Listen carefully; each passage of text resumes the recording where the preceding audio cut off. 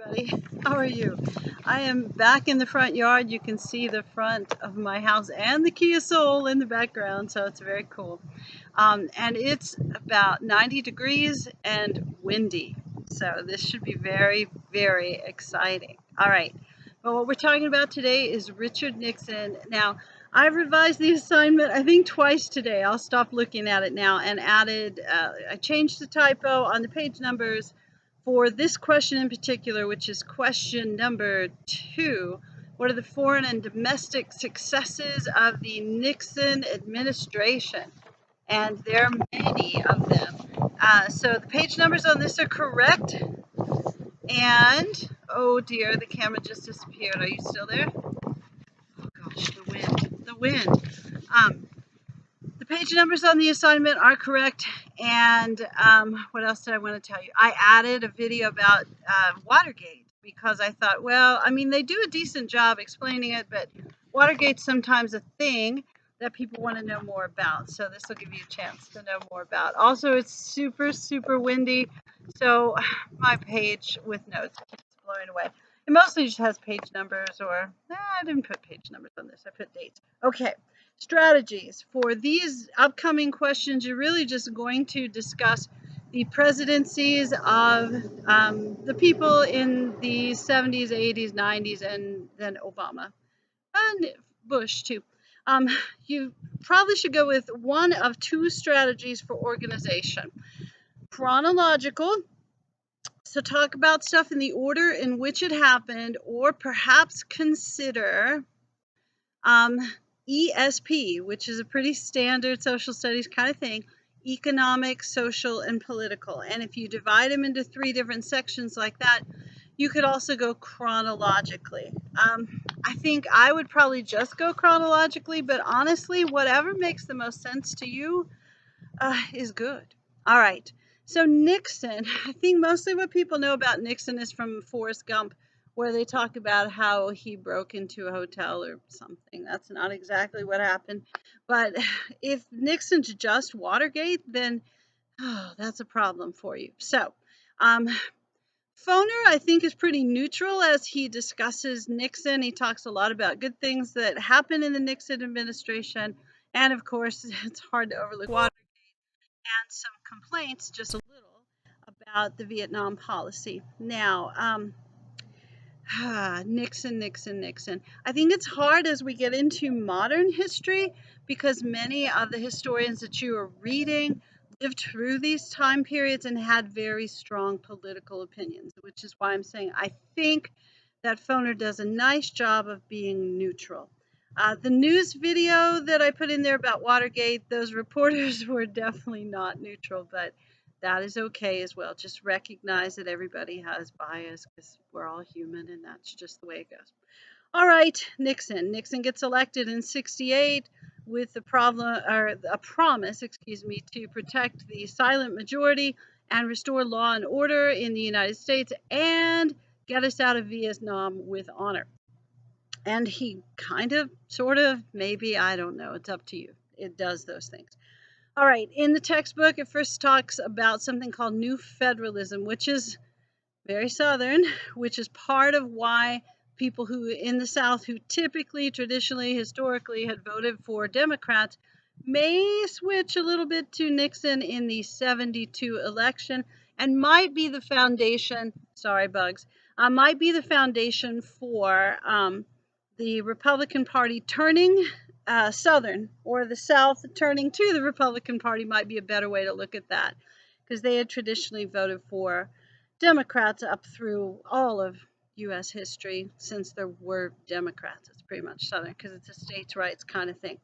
All right, so New Federalism is the idea that the states would have a better idea of how to run welfare programs. So programs that offer public assistance, and you see that discussion going on right now, even with the discussion of should the federal government give money to the state government, should they fund state programs, should state run COVID-19 testing, should the federal government run that? It's fairly complicated stuff. This, not so much. We were running a deficit because we spent so much money in Vietnam.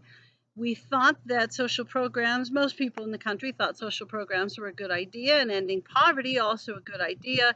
But perhaps the Johnson administration was spending too much on the war on poverty while they were spending too much on the war in Vietnam. So Nixon's plan is to get people out. That's the Vietnamization thing, and just use Vietnamese troops and drop bombs all over the place, which was slightly unpopular, as you noticed as you answered question number 1.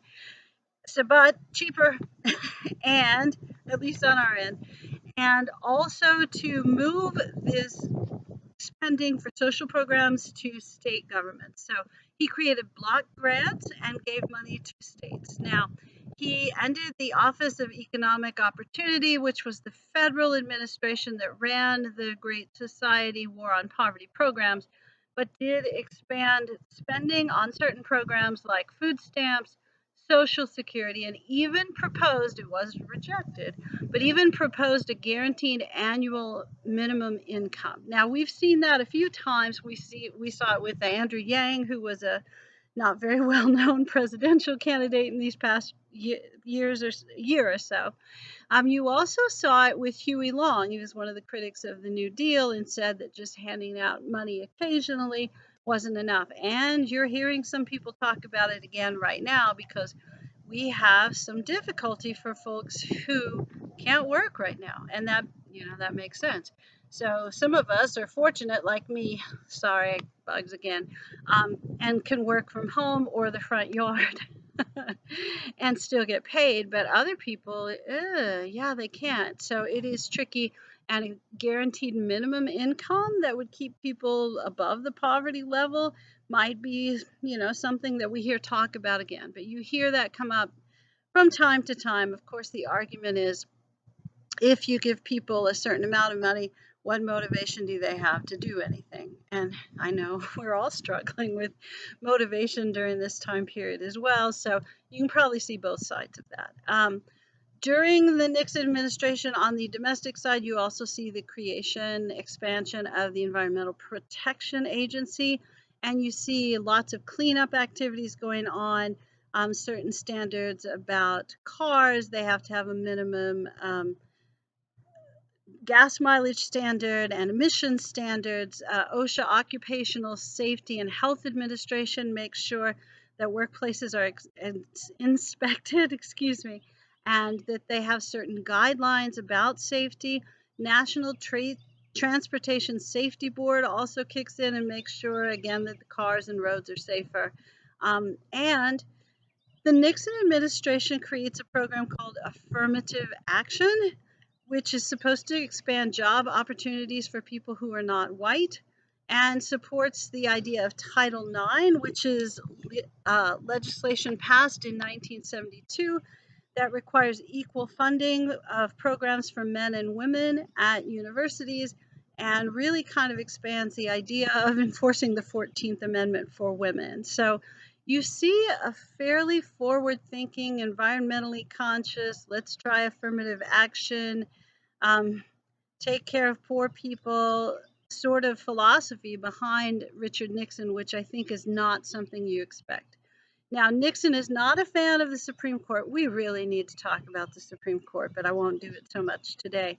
But he replaces Earl Warren, that's the Brown versus Board of Education guy, because he retired. He didn't get angry at him and say, like, get out, buddy. But he thought that the Warren Court was too activist, that they made too many laws or changed too many policies, and he wanted somebody who would be a little more conservative. So he appoints a guy named Warren Burger. I think he also appoints Scalia or Rehnquist. It might have been Rehnquist, might have been both. I go back and check. Those guys are super conservative. But Warren Burger, as Chief Justice, not quite as conservative as he thought. Warren Burger, the Burger Court, is going to require busing to try to integrate inner city schools. But then, as the proceeds, is not going to require equal funding for different schools in the same state. And that's an issue that we continue to struggle with a bit, because the courts have changed their minds a few times about this. But if you live, say, in Westlake, or you live in the LHS Glen section of Leander ISD, sometimes you might feel like there are some inequities between your schools because a lot of times the average income of people in the different zoning areas is different. And you see that reflected sometimes in your school and you feel like it's not fair. And there were court cases that discussed that then, and there are still court cases that discuss that now. Busing, sending kids from one wealthier section of a district and busing them to a poorer school or the school isn't poor, but the housing around the area usually is occupied by people with lower incomes. That's supposed to equalize educational opportunities. It kind of probably didn't, and created some riots and was a little messy.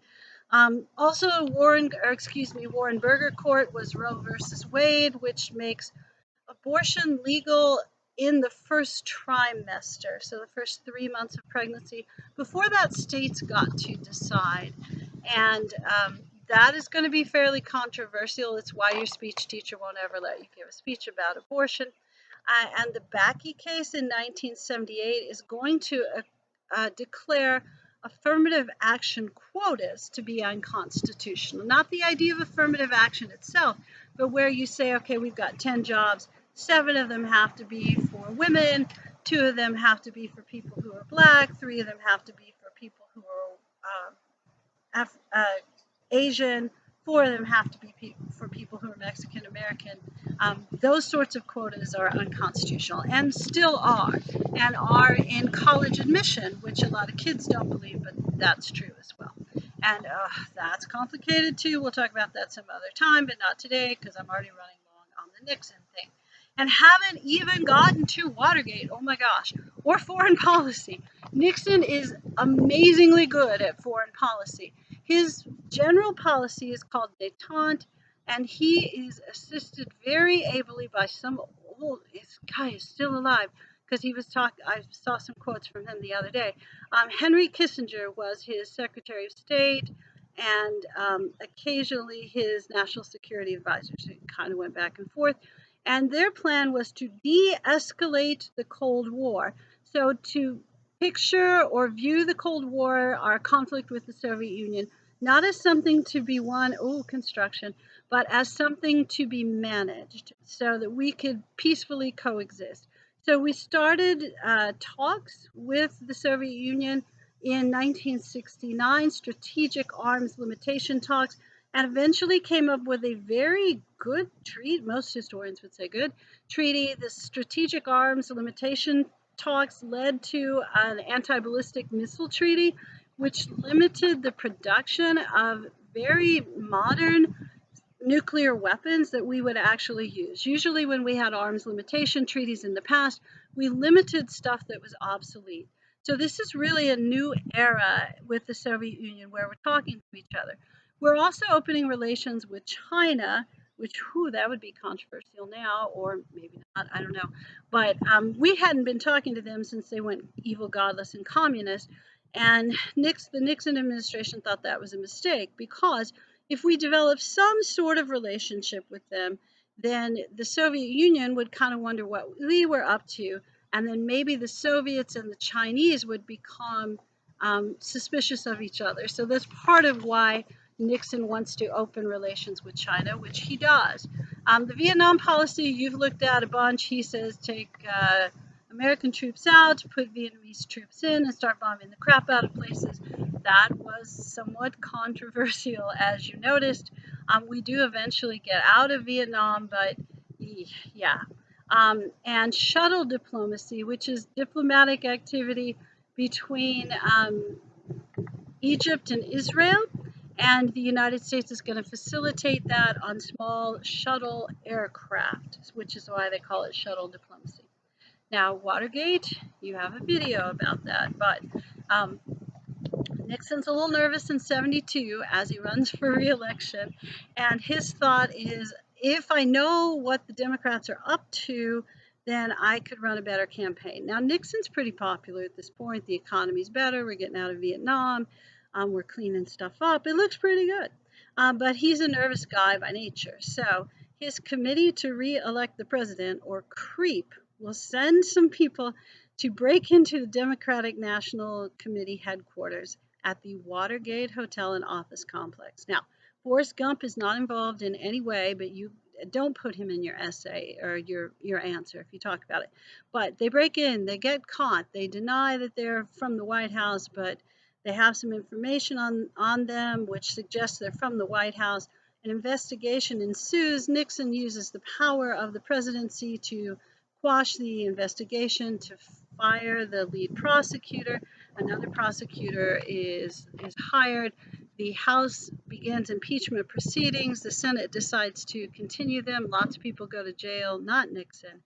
And what eventually happens is they proceed with the impeachment proceedings. The House issues articles of impeachment.